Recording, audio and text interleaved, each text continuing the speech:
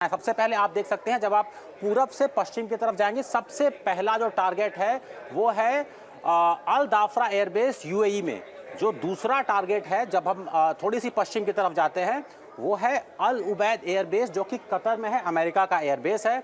इसके बाद जो तीसरा टारगेट उससे और अगर हम पश्चिम में जाएं तो है बहरीन में, जो कि फिर से एक अमेरिकी एयरबेस है, ईरान के पश्चिम की तरफ पड़ता है। उससे अगर हम आगे जाएं तो फिर कुवैत में अमेरिका का एक एयरबेस है, और अगर हम उससे और पश्चिम की तरफ जाएं तो एक और जॉर्डन में अमेरिका का एयरबेस है।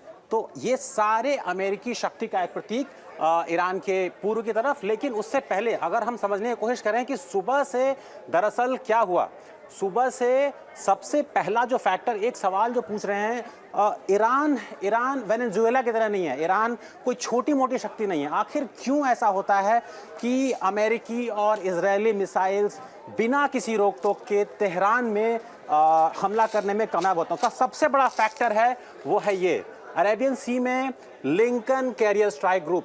जब हम बात करते हैं किसी कैरियर स्ट्राइक ग्रुप की, ये कोई इकलौती चीज़ नहीं है, इसके अंदर अलग अलग सिस्टम्स हैं, जैसे कि डिस्ट्रॉयर शिप्स हैं, कॉम्बैट शिप्स हैं, और जो सबसे जो महत्वपूर्ण चीज़ है जो तेहरान पे जिसने बहुत ही महत्वपूर्ण रोल निभाया है वो है ग्रॉलर्स। इन ग्रॉलर्स का काम क्या है? जब हम बात करते हैं एयर डिफेंस सिस्टम्स की, इन एयर डिफेंस सिस्टम्स ने काम ये किया है, जो ग्रॉलर्स हैं उन्होंने जो रडार्स हैं ईरान के, सबसे पहले उनके सिग्नल्स को ब्लॉक किया है।